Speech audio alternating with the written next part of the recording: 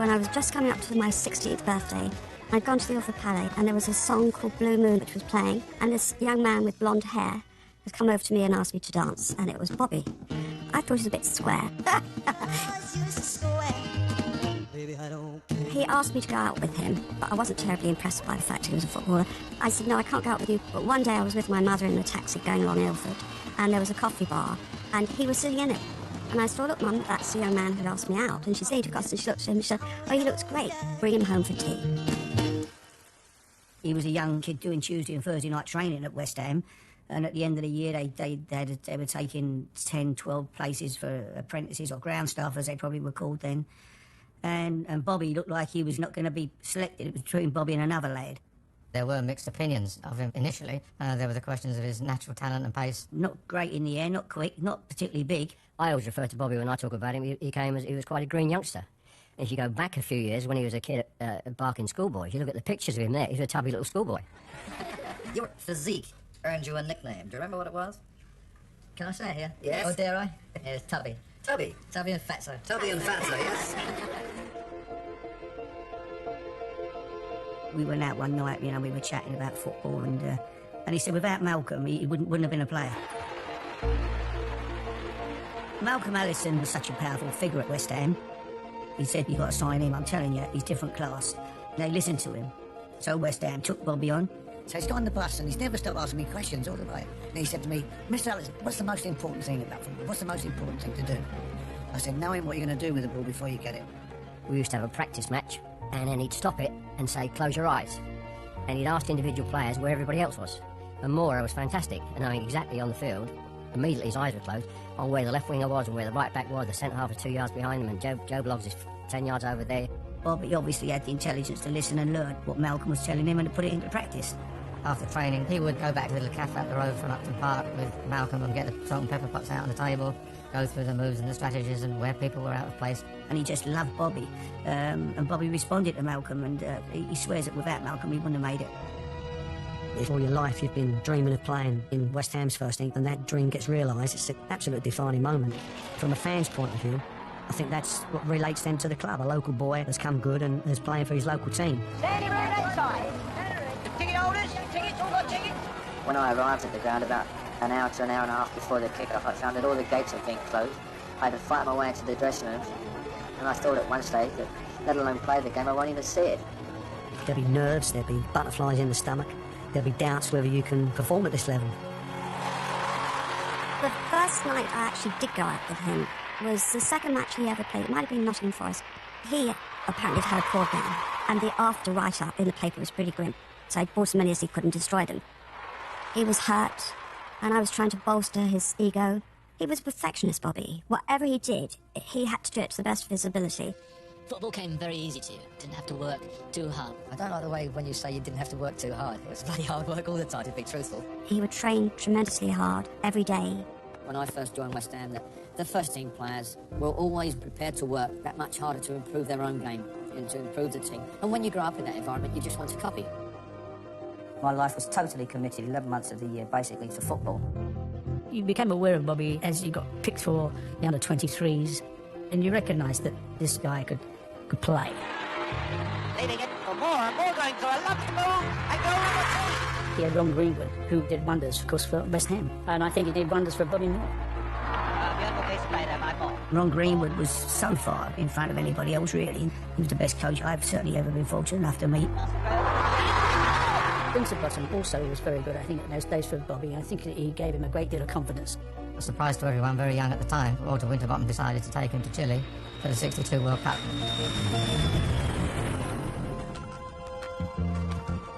Not having any full international experience, I thought I was going along for the right and to see what a full international tour was like.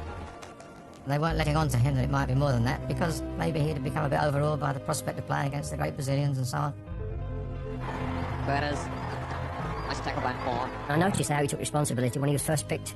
Moore very much opened the game in his first international, seen a lot of the ball in the first 3 minutes. Even at 20-yard, he was taking corners. Things that normally you allow the senior players to do.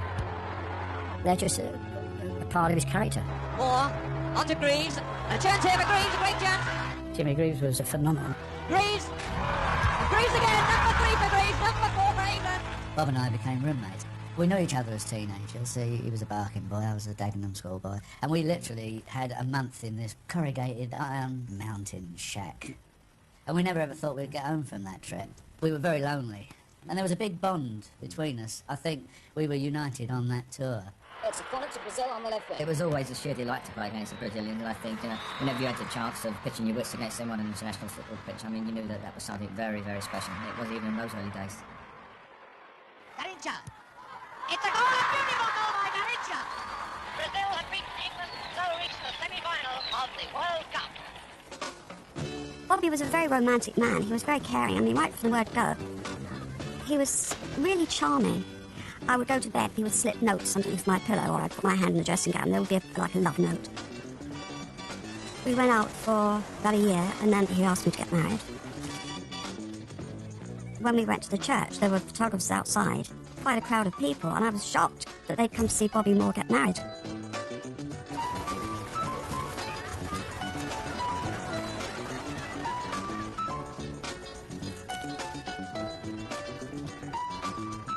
He was quite unique. He used to do my hair. When I used to have really blonde hair, he would do my roots.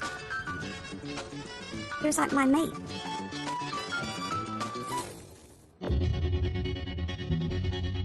England will win the World Cup in 1966. We didn't really look at it like that at the time.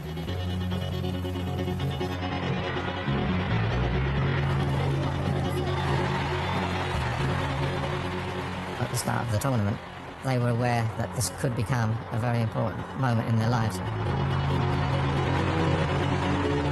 now gives me great pleasure to declare open the 8th World Football Championship. For the opening game against Uruguay, the country was not yet alive and throbbing and demanding. The game itself was a 0-0 draw. It's always a difficult first game as the home team. Against the Mexicans, Bobby Charlton got the ball progressed into their half. Shooting Safidi, Bobby had this sort of thing that he was going to hit it. And it flew in the top corner. That ball entered the goal egg-shaped. Just the fact that he'd hit it like he hit it and he'd scored it like he scored, all of a sudden, hey, hold on a minute, we can win this. From then on in, the lads started to believe that they had a chance of winning it.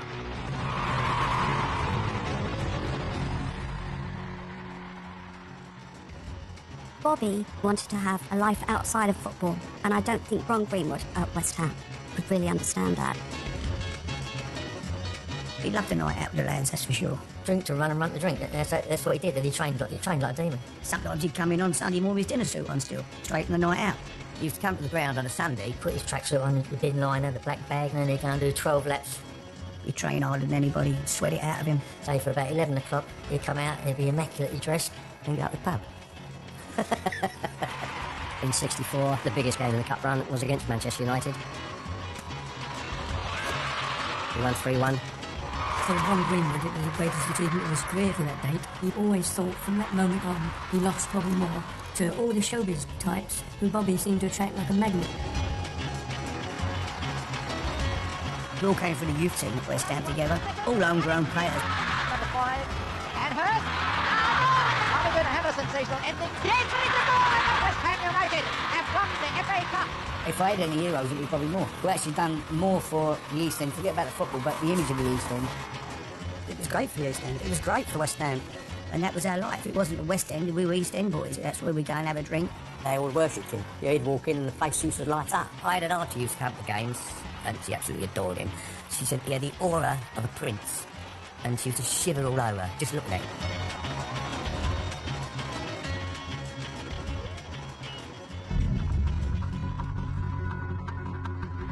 Argentina were probably stronger than Brazil.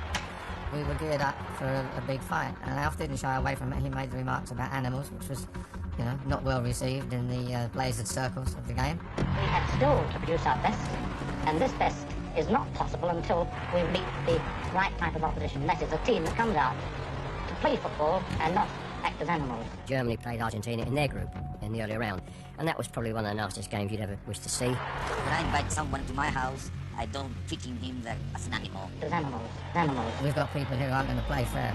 This is a home of fair play. It sent the nation into that game with determination. They could sense the drums beating. They were shocking, and especially the captain, Ratton.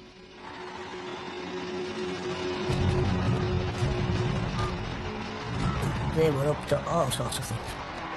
Probably one of the most aggressive, tough, bordering on violent games I think I've ever played in. You know, all of a sudden your mind and with something else, not about winning the game, it's about getting your own back on an individual player. Acting wicket. He's arguing with the referee. Alf needed someone of the stature, the personality, the commanding presence, but above all, the cold, calculating intelligence to be himself on the pitch.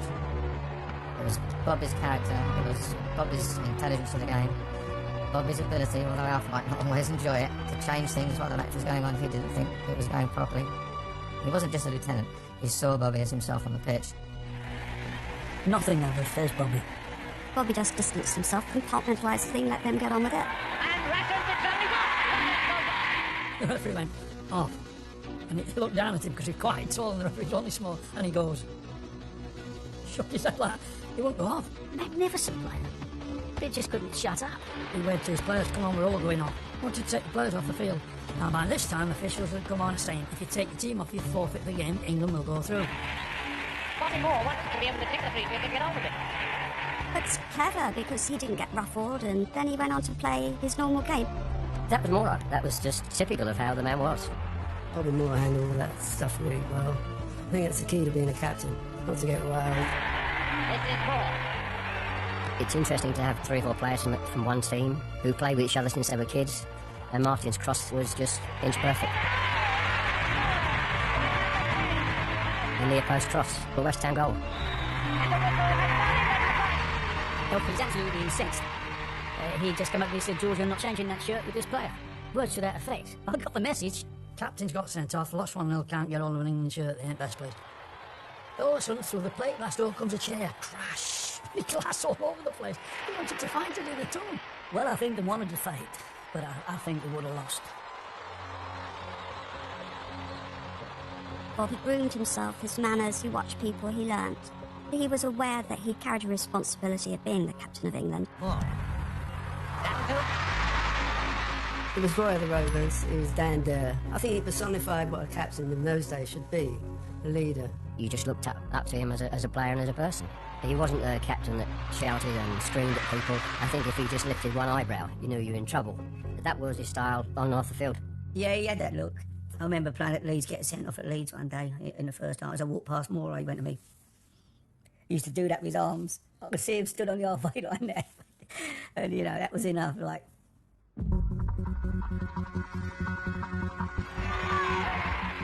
It's obvious that Portugal, who we played tonight, are a very attacking side, and we're looking forward to playing against them a great deal.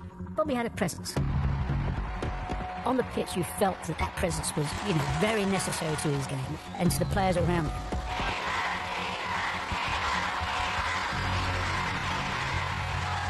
Eusebio was never allowed to turn at all, except to play the ball out wide. Nobody played him completely out of the game. Bobby knew that the players knew what they were doing, but if somebody made a mistake, he made sure that he was around or somebody else was around to rectify it. He was the best captain that I think I've ever played with. He didn't just play his own game. He helped others while he was out there. It says a lot for Moore that he was comfortably the captain in a group of people with a lot of very, very strong personalities. A tough bunch of boys.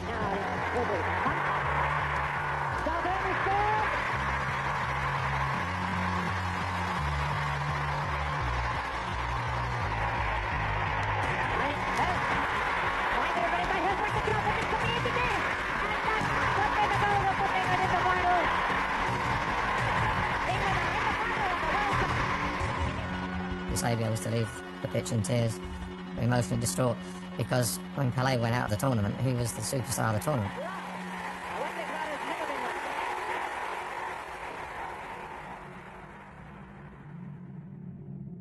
I was about 7 months pregnant with Roberta in 1964, and Bobby had noticed that he'd had an injury, and he had a very swollen testicle, and very, very painful. They operated on him, and he said to the nurse, I need to phone my wife, and he rang me, and he said, it's all over, and I said, how are you? Everything's fine. The surgeon was waiting for me, and he said, Tina, I've got really, really bad news. It was cancer. I was devastated. I didn't know whether or not I didn't know whether or not he'd live or die. Bobby was absolutely demoralised, gutted. He didn't know whether or not he would play football again. It was the most horrendous time. We used to sit at home and cry about the fact that he'd lost what he thought was part of his manhood. He was proud and he was embarrassed, he was humiliated. I had a major time bolstering his ego again. When we went to buy swimming shorts, I used to go with him to make sure that nothing was revealed. He pleaded with me not to tell anyone. I wasn't really aware. It was kept very, very quiet. I didn't know, because usually in football circles, you know, it gets round. No, I didn't have any clue at all. In fact, I was quite shocked when I heard about it. The media were very good in those days. They weren't witch hunt. They didn't witch hunt people that much. But in those days, you didn't write the word cancer. And so we put in the paper that Bobby had gone into hospital for a groin injury. And we didn't mention the fact that he had a testicle cut off. One day, Ron Greenwood came in. Martin Peters filled Bobby's place. He said, yeah, Bobby, don't worry. Martin Peters is doing such a great job. And I've looked at Ron Greenwood like, if I could have killed him in my eyes, I would have done. And I thought, this is the last thing. And Bobby said I could see his eyes glazed over. And I know what Ron was trying to do was say, look, Bobby, he's doing a good job, but what he really wanted to hear was that we missed our captain, we want you back. It was very, very difficult. He was only a 22-year-old. It was a terrible time for him. For 5 years after that, he had to go every 3 to 6 months for checkups. It was the start of his being an insomniac as well. You must lie awake at night wondering if the cancer's still in your body. But Bobby would never ever share that with anybody. He didn't want you to know his weaknesses. And I think his major weakness was that he used to worry himself sick at night. He was a insomniac. Terrible insomniac. I used to go to the club doctor, old Dr. Bell, and I'd say, little Bobby couldn't sleep, and make a prescription out for some Mobicon, please, doctor, and that was it. And he always had a sleeper on a Friday night before a game. I used to get up, and before we had Roberta, the 2 months before she was born, he'd be gone. He'd be sort of pounding around the streets. I was a bad baby. I think I cried a lot and had colic. And he'd been unwell just before I'd been born. And obviously that was a period of great anxiety for them, so he wasn't sleeping well. So I think he used to kind of look after me through the night. The midnight hours, they're very lonely and kind of solitary and isolating. So I think from a very early age, we bonded. And I was a real daddy's girl. I adored him. I think lots of fathers and daughters have that bond, and we had a very special bond. I think once he realised that he was going to survive, that he still felt manly, that he could still play the game that he loved, I think he wanted to prove to himself that he could be the best, not that he could be the best that there was. And now West Ham here in the European Cup Winners' Cup final. When Bob played well, everyone played well. We changed our format a bit. Bobby Moore played as a sweeper. We were very difficult to beat defensively because of that. Ron loved a little bit of flamboyance, so we had carte blanche to go where we wanted. It was just an amazing game. We just moved around and we dropped in places. This could be a goal for West Ham. Yes, the goal! He has scored. Comes with I got fouled outside the box, and Bob was a great passer of the ball. Like 30, 40 yards, he used to smash balls into me. We got knocked down and we were 2 up. West Ham have won the European Cup Winners' Cup. Fantastic performance by West Ham. But Bobby Moore, who knows? Just over a year's time, he might be standing on the same spot with the World Cup in his hand.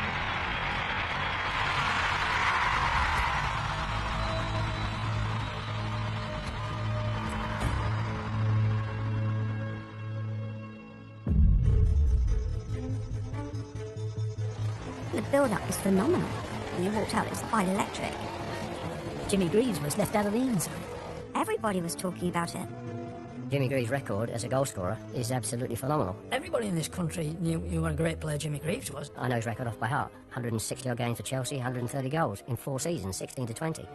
360 games for Spurs, 260-odd goals. Hat-trick in his debut, 57 games in and 44 goals. It was a huge decision for Alf, of course, to leave Jimmy out, because you couldn't put him on the bench. There were no subs, and people don't realise that. You're leaving one of the greatest goal scorers out in a World Cup final.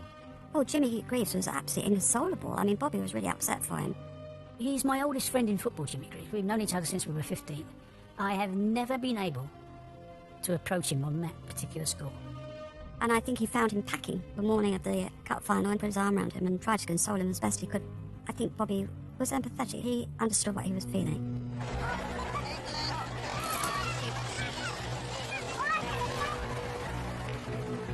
They were strong right through the team.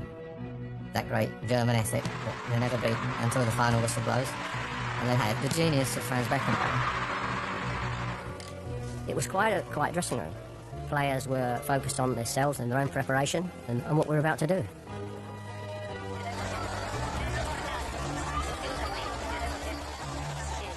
There was no one on the streets that day. Everybody was in watching a television. You heard the bell go in the dressing room. It sounded like a siren.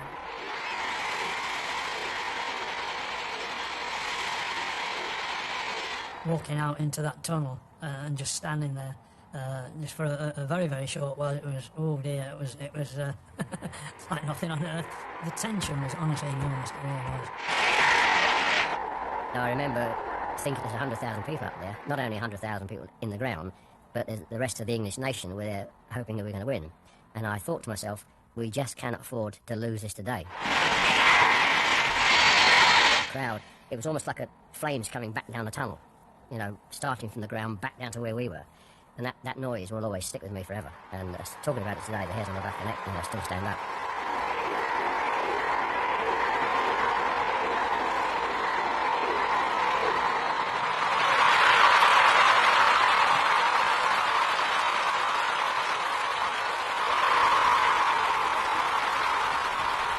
The noise blew everything out of your mind. You couldn't think.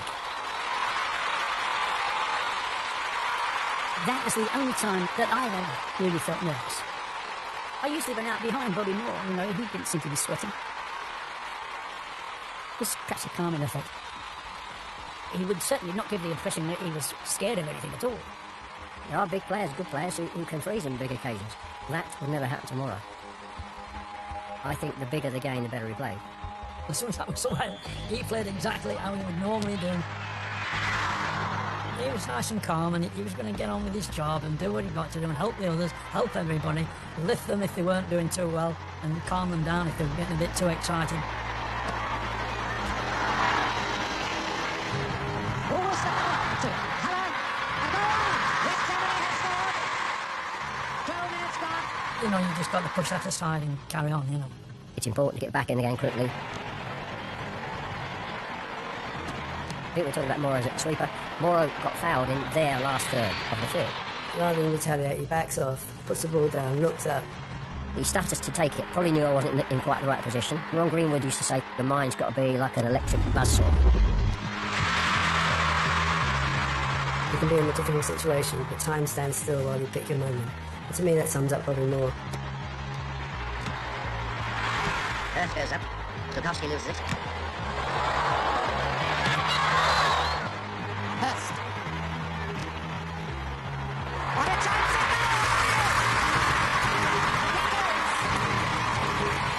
I'd love to do that again. To score a goal anywhere is great, let alone it's the final of the World Cup. There's Martin Peters, the man who scored the goal which could well win the World Cup for England. Emmerich coming in. And he's... Oh, you see the score! Beaver has scored in the last seconds. Bobby Moore did exactly the same stand. We're going like this to the referee, you know, it's a handball. It's giving them the goal. It's his arm. It's a free kick for us. We were winning, got the World Cup, and he lets that go, you know. Bobby Moore was that angry. It's a foul. Anyway, he didn't. He gave the goal. Big Jackie says that it's the only time that Bobby ever swore it in the course of a match. Jack doesn't particularly want to accept the blame, but Bobby turned around to him and said, don't ever effing do that again.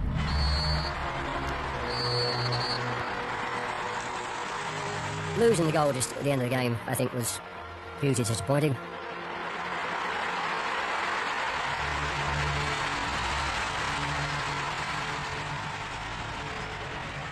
Put the World Cup final in context, it was only 20 years after the war. For a lot of people, it was slightly more than a game of football.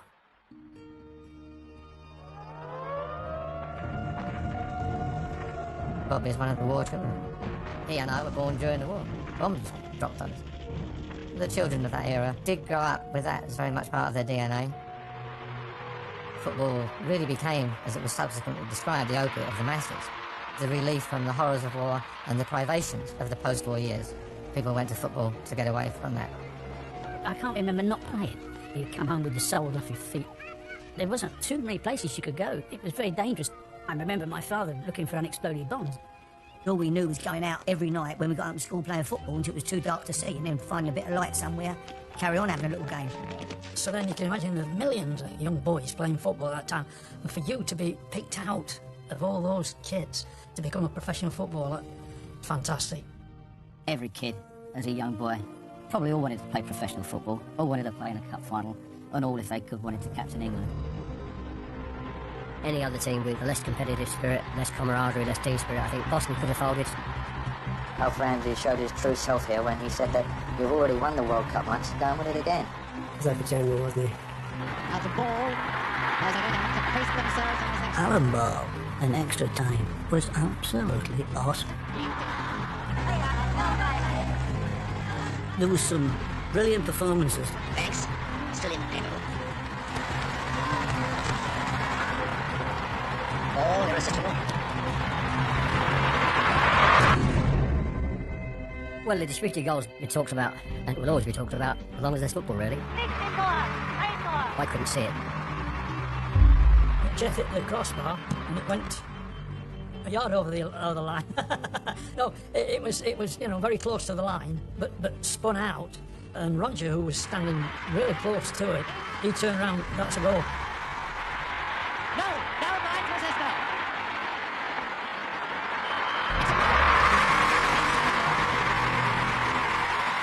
Oh, and the Germans don't let up the linesman who can only speak Russian and Turkish.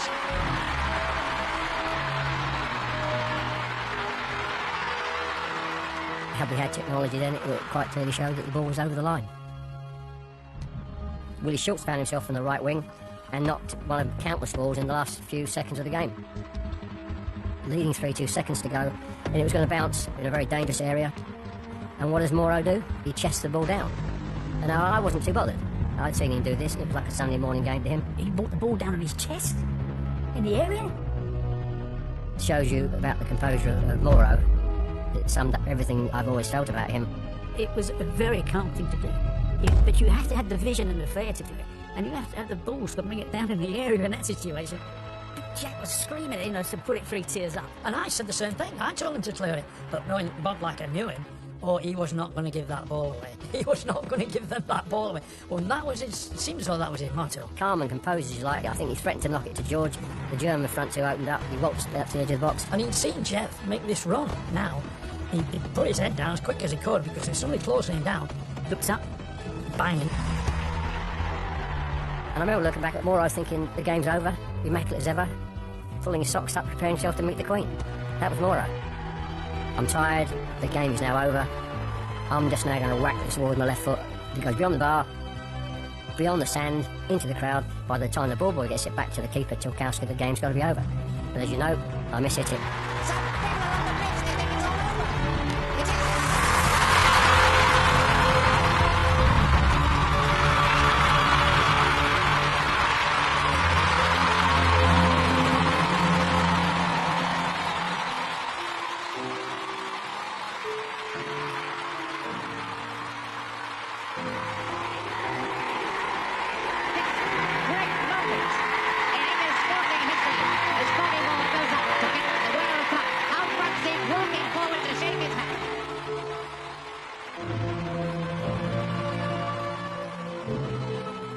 I laughed when he went up the stairs.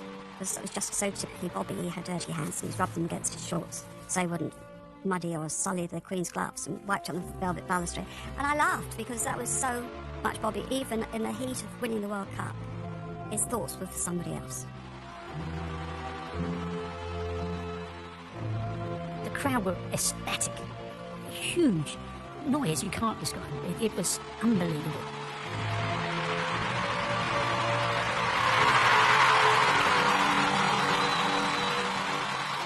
It was him holding it up, but he held it up for all of us.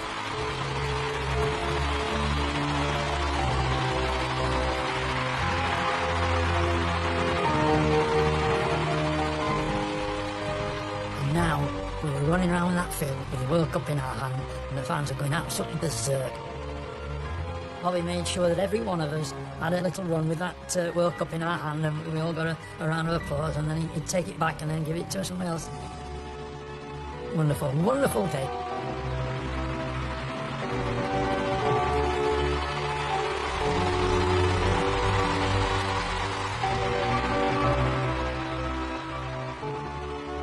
I looked at him and there's all these people standing up cheering, and I just thought, my God, what man.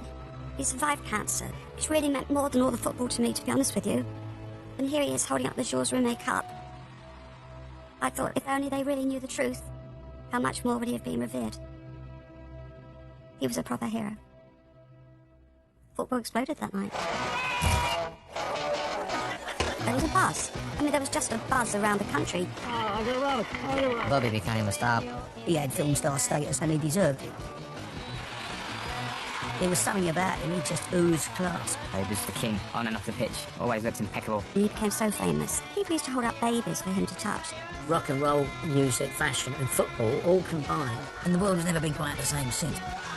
That night, the game changed. It became totally glamorous. He had a really good taste, Bobby. Clothes, women. I never ever heard any stories that he was a womanizer. I always felt very secure and comfortable in my marriage.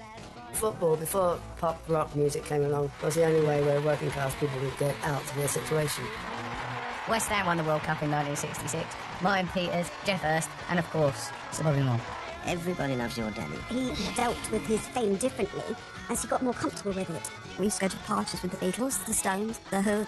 And everyone had a few drinks and everyone got happy and God knows what. Then I started to realise that Bobby had gone into another stratosphere, really. Robert Mitchum, Sonny and Cher, Sammy Davis Jr., Omar Sharif, Michael Caine, you know, they became like our mates. Sean Connery used to babysit for us.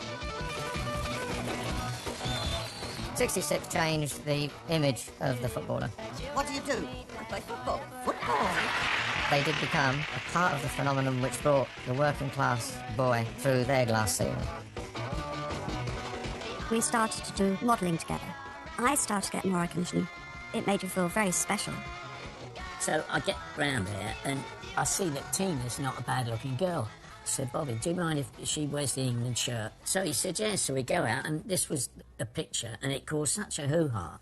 I was treating the England shirt with disrespect, according to some people, but I wasn't actually. After the World Cup, Dean was born. It was absolutely the most amazing occasion. It fulfilled his dream, and more than anything else, he'd fathered a son after he'd had that horrible operation. It's very difficult, you know, to live in the shadow of my father. He cast a very long shadow, particularly for Dean. Dean was a nice boy, you know, but how do you live up to your dad who's a captain of the World Cup, 66? Can't replicate that, can you? Being the son of a very famous father can sometimes be difficult. I think a lot of people expect an awful lot of you. Growing up with somebody very famous, it does have tremendous positives, but then it has its drawbacks. And it can be a dark place to be, because you have to be mindful of people sometimes having other agendas.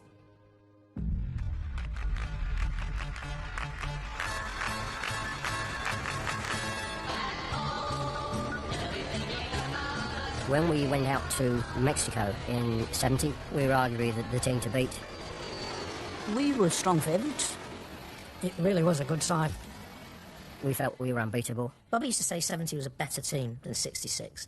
He thought that was a better, more balanced team, a more youthful team. En route to the finals in Bogota, the interest was phenomenal. In Bogota, the advice we were given is don't stray outside the hotel. So there were obviously some elements of risk in that particular part of the world at that time. I had a phone call at 2 o'clock in the morning, and they said, have you heard what's wrong with what's happened to Bobby? And I went, what do you mean what's happened to Bobby? Has there been an accident? Bobby Moore va sans doute être libéré prochainement. Off the pitch when Bobby Moore was arrested on a stopover in Colombia and charged with stealing a gold bracelet. How you feel, right? Nothing at all.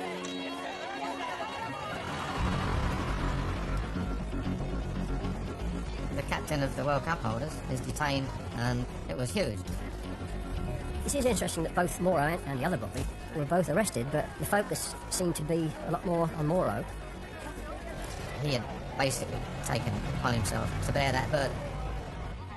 we were ready to go to Mexico, somebody come to me and said, have you heard? Bobby's got to stay back here. The media storm then swirled around the world. The official plane had flown on to Mexico without him. Now felt confident to leave him, get on with the job of trying to retain the World Cup. That tells you everything you need to know about Alf's belief in Bobby, that he was man enough to take it. I remember there being a phone call, and he just said, are you alright? And I went, Bobby, don't worry about how I am, how you, and the phone's gone dead. And off she flew. And I really didn't know what to do. May the 27th, the Foreign Office asked the Prime Minister. Every minute's delay in securing Moore's release militates against England's World Cup chances. Request urgent action at highest level. What happened to him was definitely a political job, and he knew it. He had some terrible dark days over that. Bob's bomb-proof, and I think he's the only man I know that would have stood up to days in a Colombian jail. It was all nonsense to try and get us upset. Bobby was released, thank God. It's obviously been a difficult last few days for you. How do you feel now you're 20,000 feet over Colombia? Well, I must insist that this is the first time I really enjoy flying, and I must say I'm delighted to be heading back to Mexico to meet up with the rest of the lads. I don't think ever legally actually finally cleared his name. They picked on the wrong man because there's no way Bobby would do anything like that. Not a chance.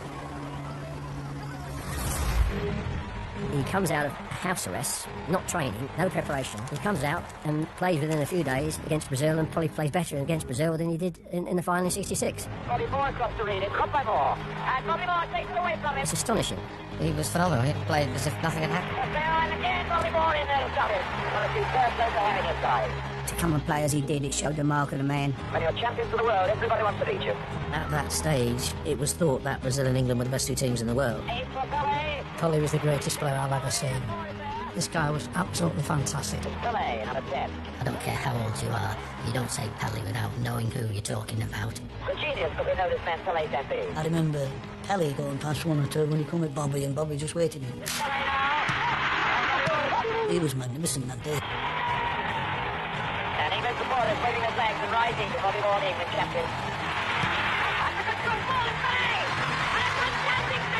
I thought it was a goal, and I now see the ball bounce behind the goal. Wow. Bobby Moore walked over to me and lent some space.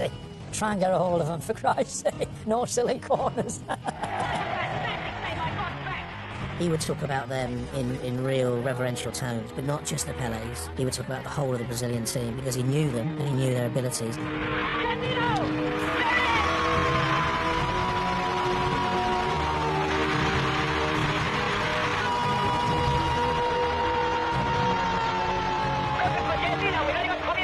Jairzinho started to run in 1 against 1, and Jairzinho had been murdering everybody in 1970 World Cup, and he's running at Bobby from just over the halfway line. You thought, oh my God, 1 against 1, he's clean in.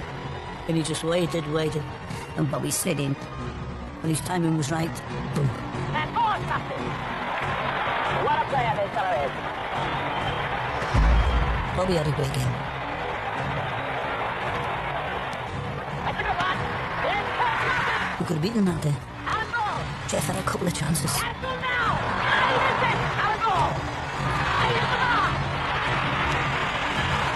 equaliser, all they want at this moment. The game's over. England have lost it. There's a couple of great players there. Coming up again and Bobby Moore for England. Essa foto realmente correu o mundo. Eu acho que isso, para o futebol, a gente provar que o futebol é um esporte. Ganhou ou perdeu, né? Depende da qualidade de cada um. Mas que o exemplo, a amizade, você tem que passar para todos os jovens, passar para novas gerações, que foi um dos defensores mais leal que eu joguei contra. Porque ele era muito inteligente, ele tinha muita facilidade de entender por onde a gente ia sair. Jogava bem duro, marcava bem, jogava duro, mas sempre foi honesto. Ele foi um dos melhores jogadores que eu conheci em toda a minha vida, a melhor defesa que eu conheci em toda a minha vida. On they went until the quarter-final when England were up against Germany. Germany won't quite even wearing the red shirts they wore in 1966. The ball for Bobby! England are 1-0 going back to Taylor, and Bobby Moore got it. Lord, good cross ball! Bobby beat it! They beat it! They can 2 goals in front after an hour, and we hadn't had any problems from the West Germans in any way whatsoever. And Bobby Moore again. What a great day this man is having. Pekadar. Pekadar, ball still got it. Pekadar. In the net. Pekadar scored. So that cuts it back a bit. Then Taylor. Taylor. Bobby Taylor. He scored. There's the 90-minute signal. From a team that was dead and buried, as it stood then, there was only one team going to win. Good cross ball. Roll on the far post. And then gone. Oh, he's done it. And there is the final whistle. It's all over. 3-2. That was the worst feeling I've ever had in football. As much as the euphoria of winning it in '66, conversely, it's a huge blow to lose a game against the German team in the quarter-final. It was bad enough for me, I hadn't even played. But that's football. I think that really hit him that much. Coming back with the England team, he was led down the steps and taken to a hotel to sleep it off. I think he was drowning his sorrows. Harold Wilson always blames it for why he lost the election, because the election was later that week. Suddenly the national morale collapsed. After the World Cup, when it came to business, Bobby was always open to somebody with a good idea about opening a pub, opening a wine bar, making shirts, leather coats. But he gave them away. He wouldn't charge people for it. One after the other, there were businesses that weren't successful. He did trust a lot of people that didn't prove to be terribly trustworthy. Someone tells you, oh, opening this business, open that, and you go, yeah, we've all done a fortune, and Bobby was no different. One of the things that became very public knowledge was being associated with a country club in the Chigwell area. Bobby, somewhere along the line, signed a guarantee. He was a guarantor. I don't know if he was totally on his own, but I think he was. And he ended up with a bill for $100,000, which in those days was a fortune. And he paid it. Got taken to the cleaners then. Yeah, it was nasty. Nasty business. Yes, sir. I swear that this information is true and is not a hoax, and those words are heavily underlined. Within the next few days, 5 men, 2 of them armed, are going ahead with our plans to kidnap Mrs. Tina Moore. Since then, police have been keeping a close watch on Mrs. Moore and the 2 children. Somebody had been released from prison or was on bail or something, and he'd heard of this plot. And he said he was a huge West Ham fan, and he felt he had to let the police know. The threat of being kidnapped was very real for some time. All he wanted to do was to protect us and to care for us. It was scary. We had some detectives who moved in with us. They were there for about 2 weeks. Long time to kind of have strangers live with you and protecting you. And then somebody rang my cousin Jenny and said that Bobby was going to be shot. So Jenny was really alarmed. She's rang the police, and at the time they were playing a match. They ran on the pitch, surrounded Bobby, and escorted him off. You made a good joke coming off the pitch. I didn't have that much of a bad game, did I? When there was about 6 coppers around him.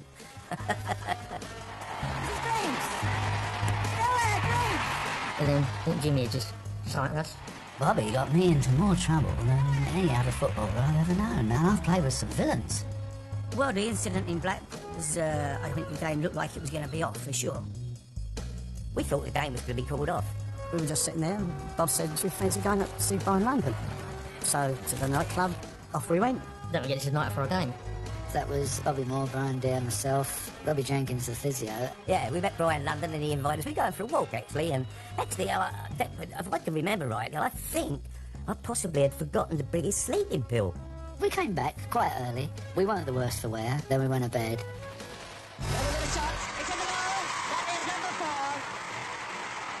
The disconsolate figure of Robert Moore. The papers got hold of the story. We'd gone to the nightclub. It was on the 1 o'clock news. Ron had been on the phone questioning us, and we were summoned to the ground. The directors really wanted to chuck us out that day, I think.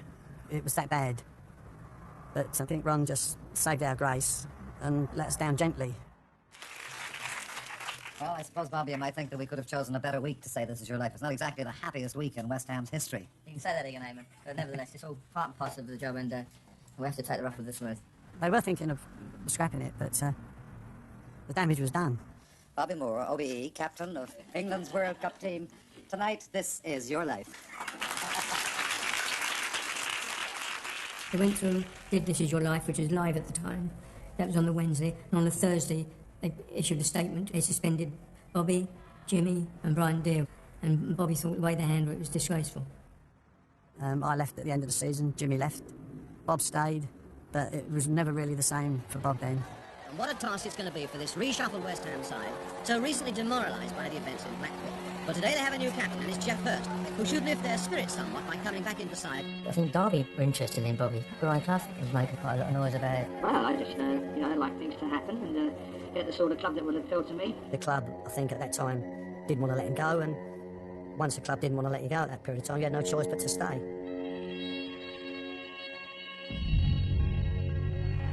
Right. Banners. Barnett. Moore.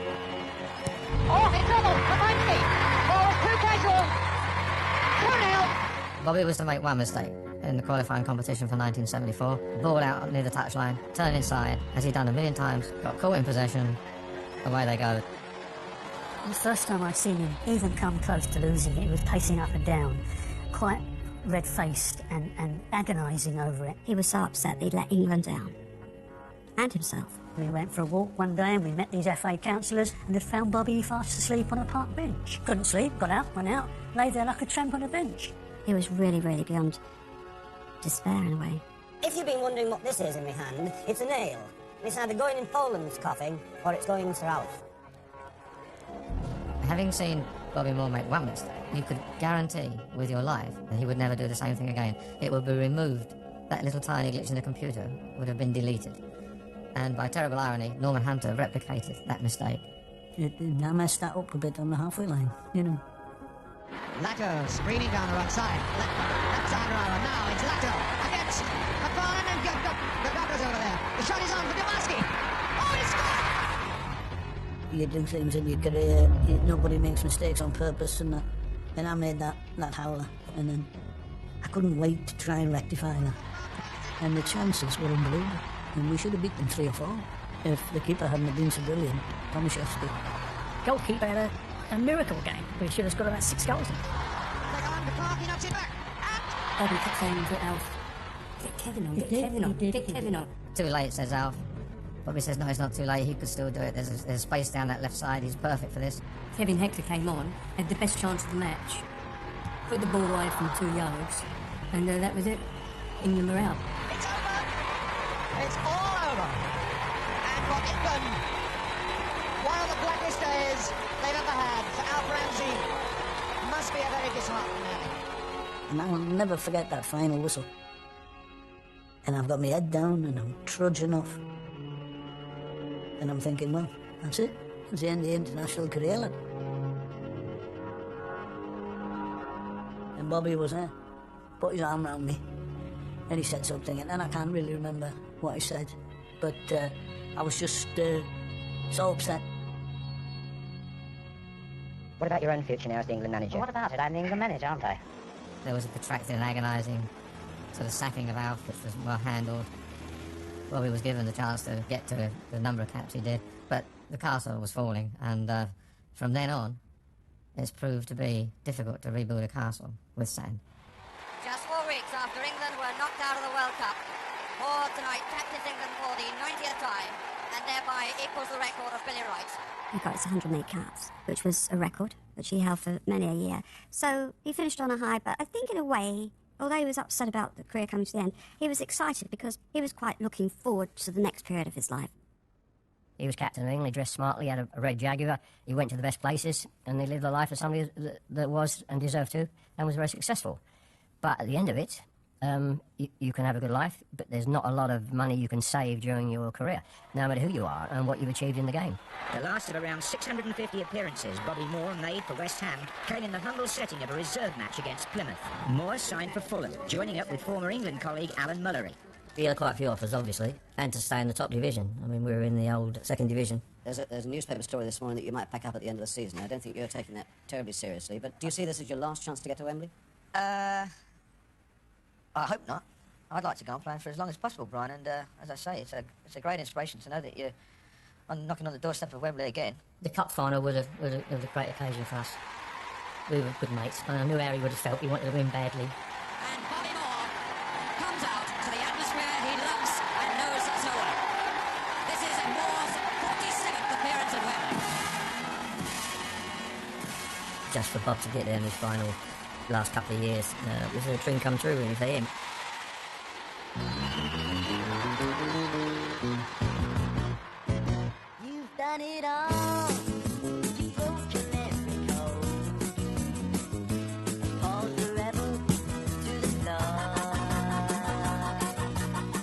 I wouldn't have minded getting beat that day by Fulham, purely because it was Bobby Moore. The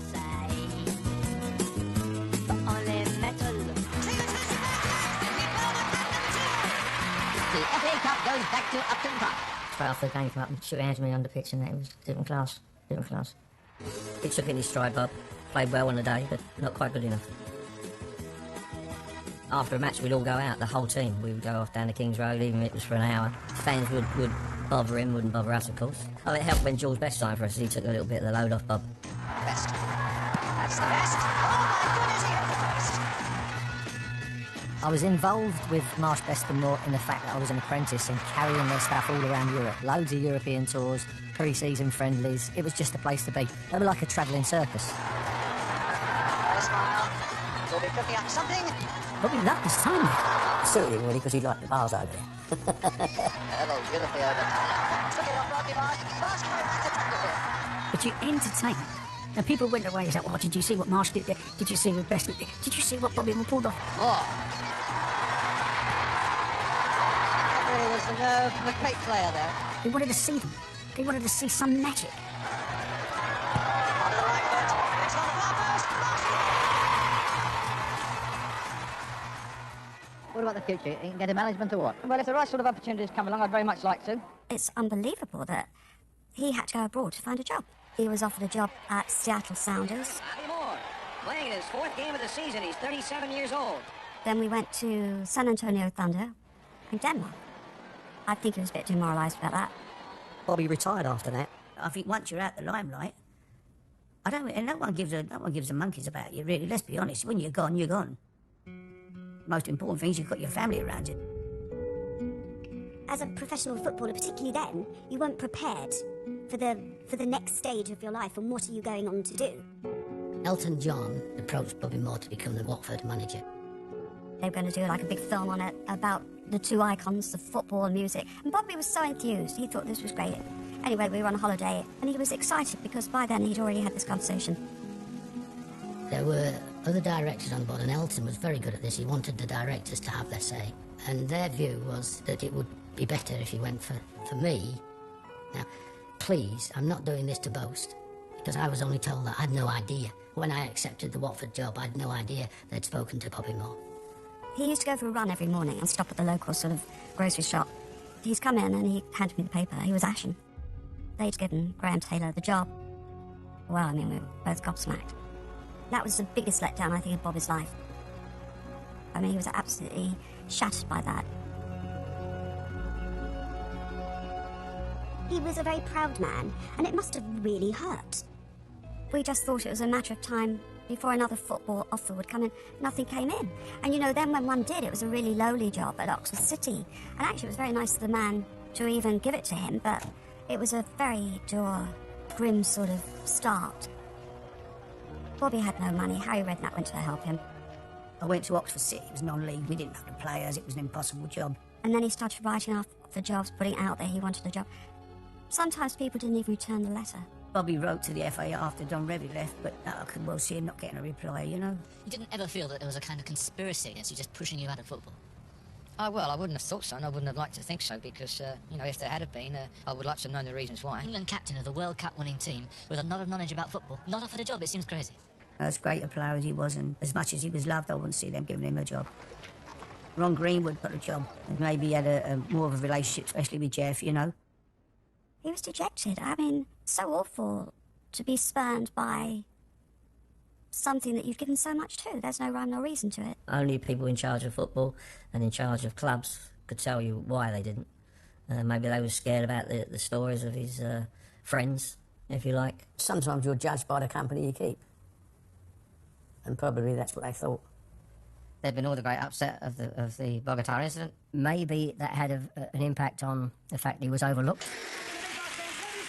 It totally changed our financial position, and it must have been a terrible, terrible burden on him. I haven't played football for 20 years, and I'm teaching LAR dealers, Bobby Moore, how to play football. Myself and Bob Moore, we work with the stars who doesn't play soccer. They teach us how to act, we teach them how to play soccer. Tonight it's Bobby Moore. He didn't want to sell Moorlands. He was very proud of that house. He'd worked terribly hard to get it. I think Bobby was so proud. He'd elevated himself and me and the children to such a level, he didn't really...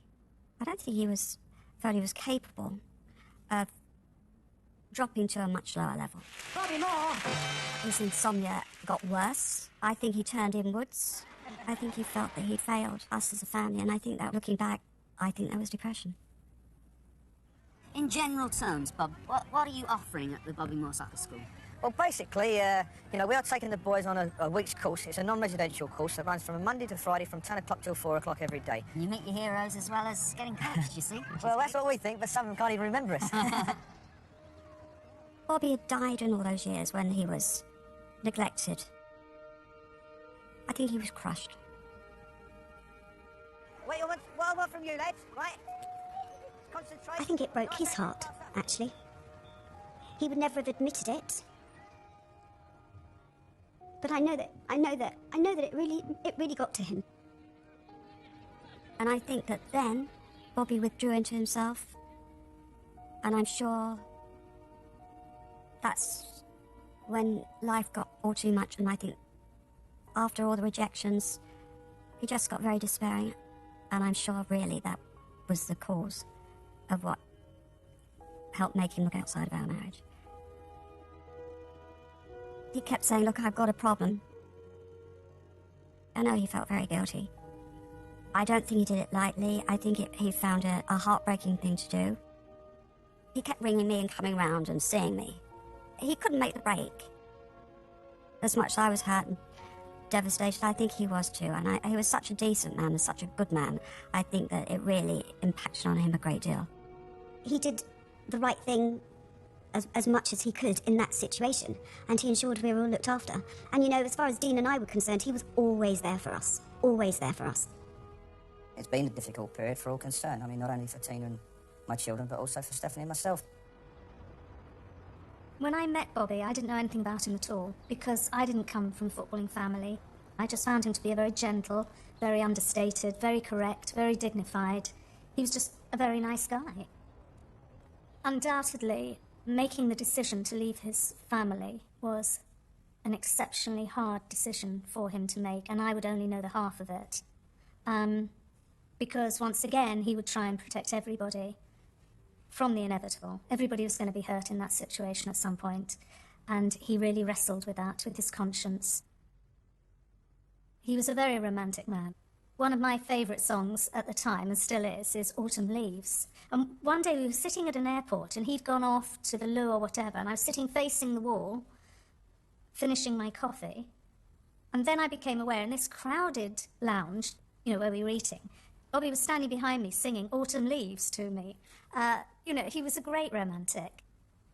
First time I ever saw Stephanie was when he was a manager here, and he brought her to Southend.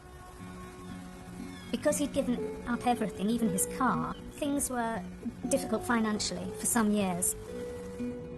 But Southend is a great club, the fans are fabulous. Real sense of community in Southend. He went there as a director, and they were not in great shape financially or football-wise. And matters only got worse. And then one day they sacked the manager and said to Bobby, well, you can take over. Southend did the right thing in trying to take him on, but I don't think it was big enough for him. He was given the job as they were facing relegation. They weren't going to avoid relegation. So he was given an impossible job, really. You just had to laugh and get on with it.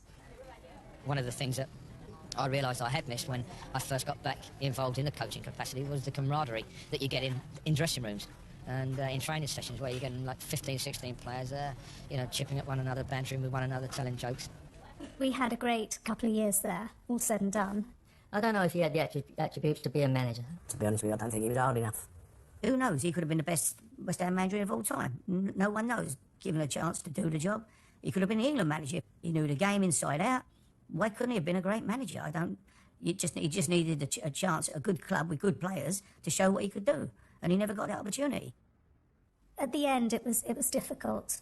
He was ready to leave and ready to move back to London, as was I.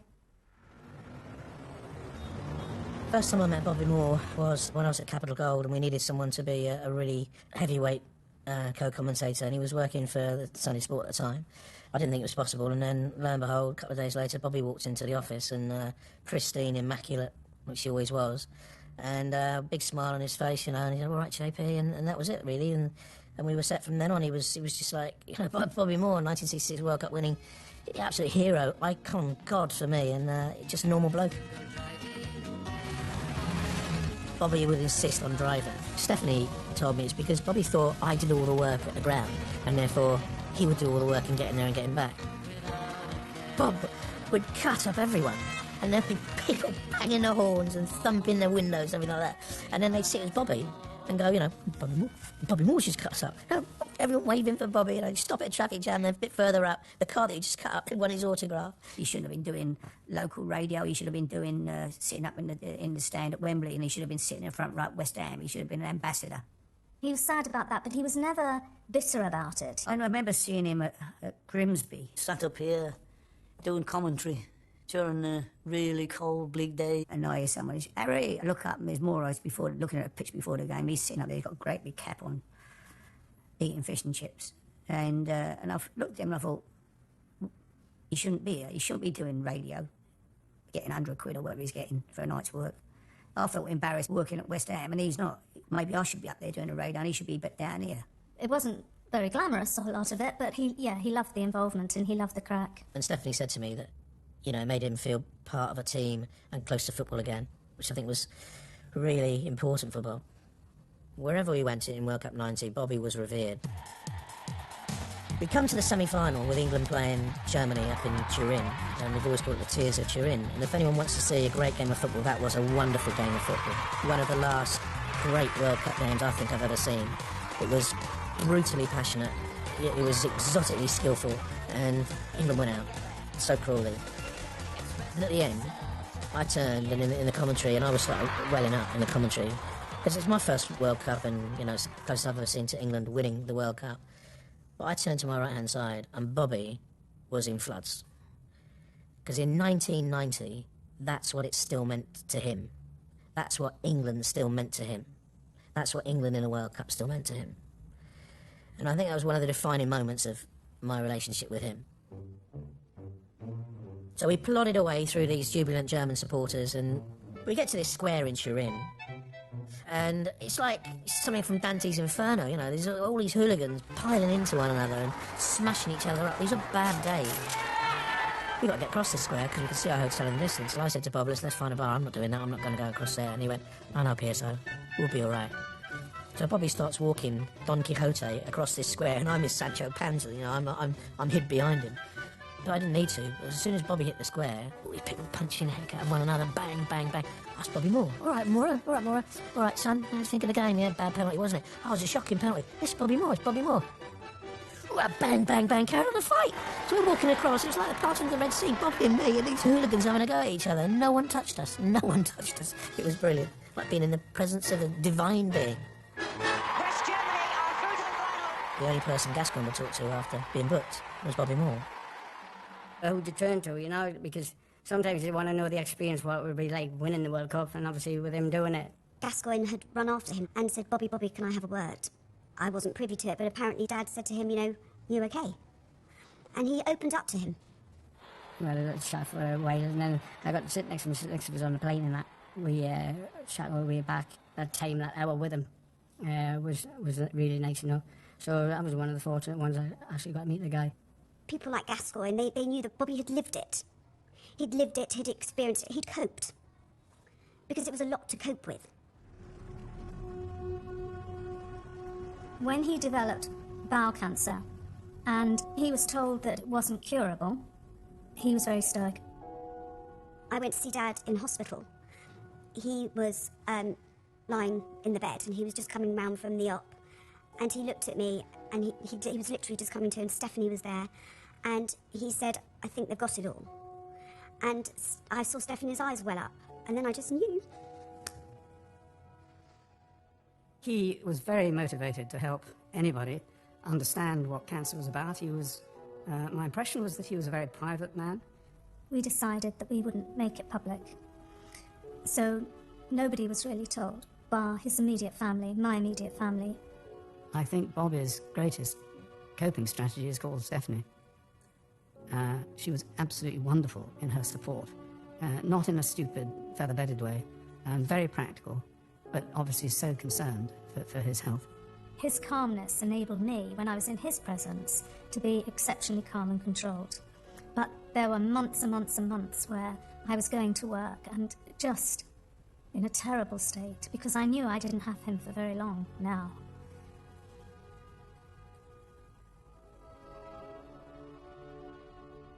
He displayed what is called fighting spirit in a way that was very realistic. He didn't ask how much longer he had, but he made sure he lived every day to the full. There were certain things he wanted to do, places he wanted to go to, people he wanted to see. One of the things I remember about that period was a phone call he made to me, and really asking me nothing. I think he just wanted to talk to me. And I felt, my wife felt very strongly that he knew exactly what was going to happen. And I think he called to say goodbye.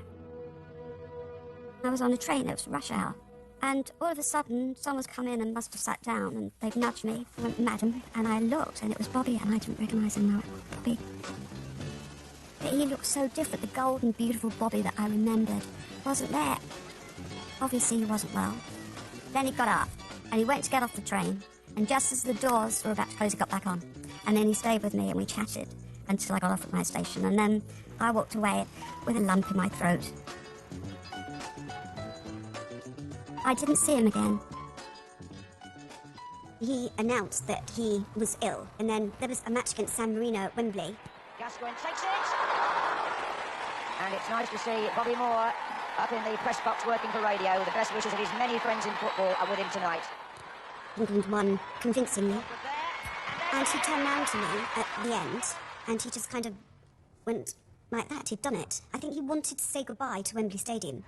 He kind of took stock and had done what he wanted to do. He said goodbye in his own quiet way.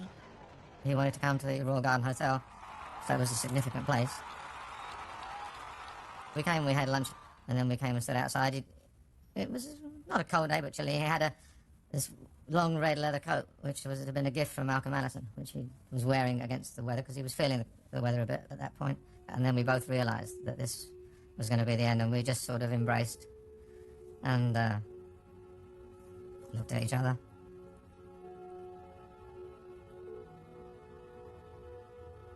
A little bit later on that week, Stephanie phoned me up. We were due to go to West Ham. And Steph phoned me up, she said she didn't really want him to go to West Ham because she thought it would be a media circus, and I totally agree with her. There'd be cameras everywhere. So she said, he won't take it from me, will you tell him? So I phoned up Bob and I said, Bobby, I don't think you should go to West Ham. It's going to be quite cruel. There's going to be cameras. I didn't know how long Bobby had. Cameras there all over you, and, you know, I don't think it'd be best. And he said to me, Pierce, I will always respect your opinion.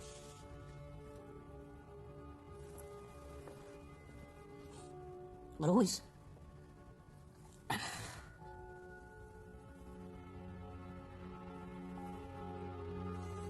I'll always respect your opinion, but I don't agree with you. And we'll talk on Monday. There was no way Bobby could have gone to that game. The press would have been all over him. It would have been horrendous. And Bobby was not well. It was the Saturday before he died. Sadly, the last words he ever said to me were, I respect what you say, but I don't agree with you. And I carry that. The doctor came at one point and said, we'll move him into hospital. And I went downstairs and I said to Dean, they want to take your father into hospital. I don't want this. I said, there's no way they're moving him out of this house. And Dean said, I'll deal with it. And he went and spoke to the doctor, and I don't know what they discussed, but Bobby stayed at home. I went straight round to his house, and, you know, he was only lucid for moments then, and was kind of in and out of consciousness. And he woke up and he saw me, and he kind of touched me on the nose and just went, hello, Dolly Drops. And that's one of the last things he ever said to me. And I'll never forget that night. I mean, I was with him all night, as we all were. And, you know, it was the saddest night of my life.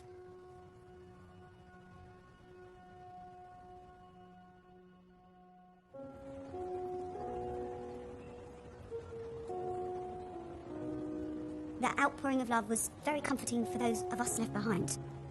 He was very beloved. He'd given an awful lot to West Ham. He was one of their own. They'd lost a son, hadn't they? There was a huge outpouring of public emotion. The minute silence at grounds. You could see what the man meant. We didn't, as the FA, we probably didn't treat Bobby Moore as he should have been treated. I don't think Bob had a great deal of time, really, for the FA mandarins, and clearly the way they failed to use him was to suggest they had no great time for him, which is incredibly sad. He should have been used by the FA, he should have been used by West Ham. Suddenly they want to name Stand after him. When he was alive, they didn't want to know him. At that stage, I think West Ham United did themselves a disservice, and I certainly think the FA did as well. It was too late. Bobby had gone. No disrespect to other footballers who got knighthoods, and good luck to them. No one deserved a knighthood more than Bobby did amongst the footballers. You know, he should have had a knighthood for sure. Naturally, looking at the people who've been knighted in this country as footballing figures, without question you would put Bobby up there as somebody that should have been knighted. In fact, people, even today, still refer to him in conversation as Sir Bobby Moore. But I suppose some people are knighted by monarchs and other people are knighted by the people, and I don't know which one has more value. Since he died, Stephanie has worked tirelessly for her bowel cancer charity. And actually, in some ways, she has rebuilt Bobby Moore's name, I think.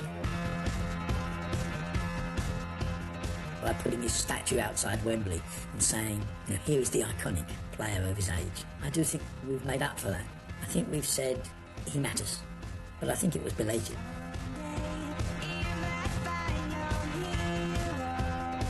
He should have been an ambassador. The FA needs to have that. It needs to have a link to players that have been there and done it. They've done it in Argentina with Maradona, in Brazil with Pele. It's like Beckenbauer, Germany. For some reason, this nation of ours gets very embarrassed by anybody who becomes the hero. He could have been a great spearhead for our footballing nation. Would we have been in a better place seeking another World Cup in England with someone like Bobby Moore as a figurehead? I think we would have been. And England supporters waving the flags and rising for Bobby Moore, the England captain. It would have been a significant contribution, and it could have dealt with some of the problems and the decline subsequent to his era as a player. What a superb bloke to have in his side.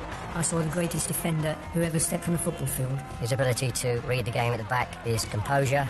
Good tackle by Moore. Go, hang on a minute. We all can't do that, otherwise it'd be an easy game. As a player and a man, I loved him. He wasn't just a footballer. He wasn't just 66. He was a man of great spirit and bravery and dignity, and I think his legacy goes on because of that. He's a great ambassador for life, not just football, but for life. You never heard anybody say a bad word about Bobby. There was no one ever I could think of who came in contact with him and wouldn't have liked him. You couldn't dislike him. Football was Bobby's life. He was born to play for England, wasn't he?